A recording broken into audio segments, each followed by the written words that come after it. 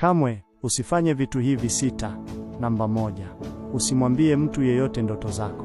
Kumbuka, samaki aliyefunga mdomo wake ndiye huiepuka ndoano. Namba 2. Usijiingize sana kwenye matatizo ya watu wengine. Hauwezi kukontrol kila kitu. Vitu vingine viache vitokee tu. Namba 3.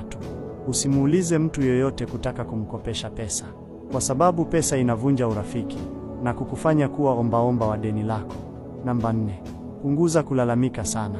Kulalamika hakuwezi kutatua matatizo. Namba 5.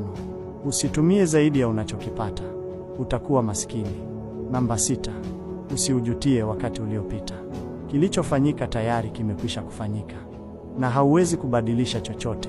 Akaunti hii itakufundisha busara na kuishi maisha ya furaha. Kama haujanifollow, pengine usinione tena.